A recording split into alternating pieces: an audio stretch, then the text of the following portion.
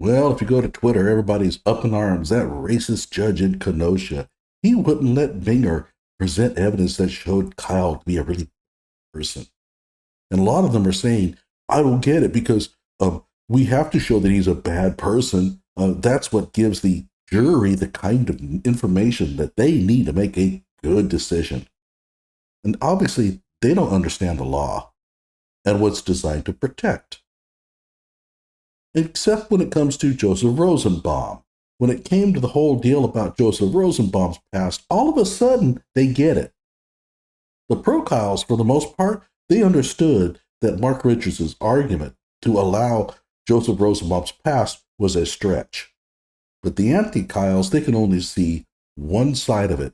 When it comes to Joseph Rosenbaum, there's no way they should allow that in court.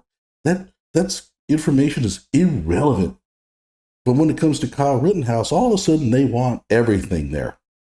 And this argument has become so pervasive that I've decided to cut another dumb argument series out of it. Hello out there, I am trying to get through. With his powerful brainwaves cradled in the warmth of reasoning, it's time for Johnnie Walker Dread to straighten you out on a thing or two.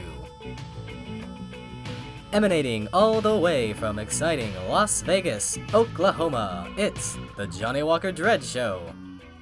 All right, so let's listen to the judge talk.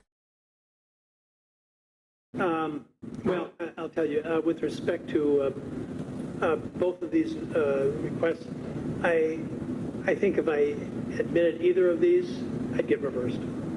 That's the bottom line. I think that the first one, the incident involving the sister, this is clear, in my estimation, it's a propensity evidence. It's an opportunity to suggest to the jurors that he's acted on in a violent way on other occasions, and therefore he acted in a violent way on this occasion. The anti-Kyles are saying, yes, that's exactly what we're trying to say. He's a violent person. Why can't you allow this evidence into the proceedings? We want to paint him as a violent person. That way the jury will convict him. They don't get it. They don't understand the law. There's no connection between these two events at all. They're totally dislike each other. One involves a fight involving some kids, including the sister of the accused, and how he reacted in that particular instance, which has nothing to do with what happened in an incident which, and I haven't seen all the videos that you folks have had, or seen witness statements as you have, but it sounds like pretty clearly that at the time that the first incident occurred, and certainly I've seen the videos of the second set of shootings, that in all of the instances there was actually contact between the people leading up to the shooting incidents, and in all of the incidents there was some confrontative behavior, which is certainly subject to multiple interpretations, and I don't want to get into that. That's for the jury. But it's nothing like the incident involving the sister. So this, to me, is clearly propensity evidence. It's exactly the kind of evidence that the rule is designed to prohibit. Okay, so what is this rule? Well, let's take a look at it. Other crimes, wrongs, or acts. In other words, crimes, wrongs, or acts that are not directly related to the actual charges. Something that happened in the past that they want to bring up. And number one says, prohibited uses. Prohibited.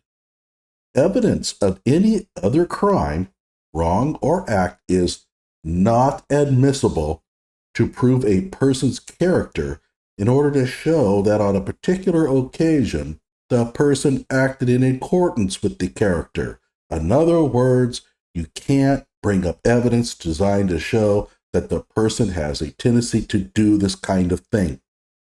If a person is accused of theft, you cannot bring up other instances in the past where he has stolen something to show that, well, it's probably him because he's stolen in the past, Therefore, it's very likely that this is the guy that did it.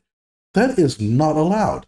In the case of Kyle hitting the girl, what the judge is concerned about is that Binger is trying to show the people on the jury, that Kyle is violent, and therefore it's likely that he was the instigator of the violence that night.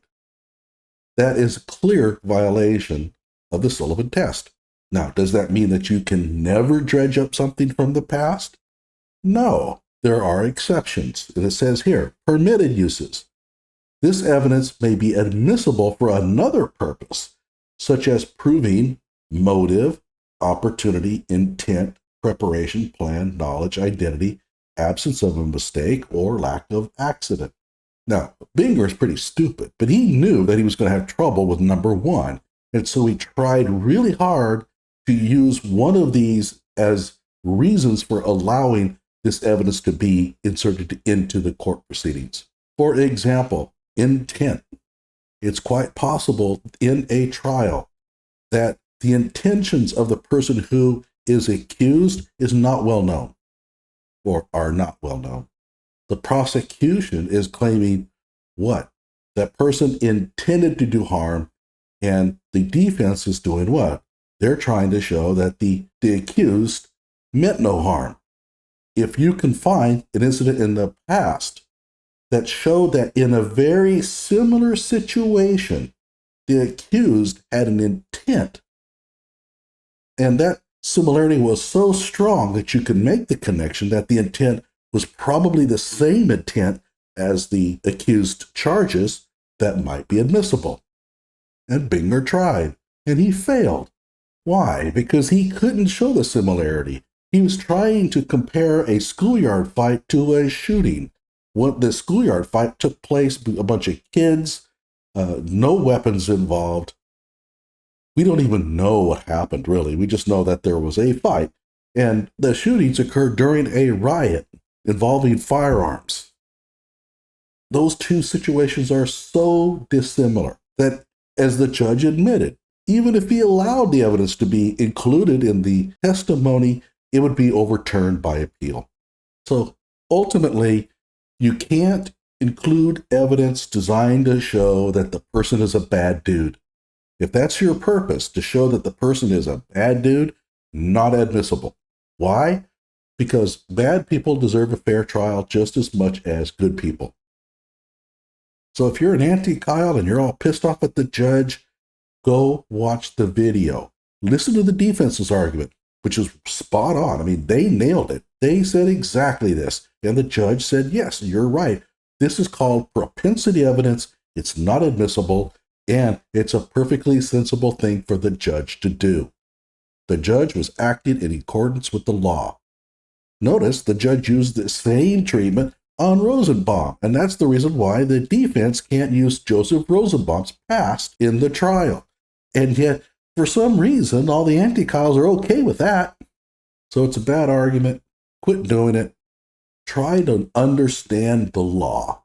Read the law before you spout your mouth off on Twitter and on YouTube. Like my video, subscribe to my channel.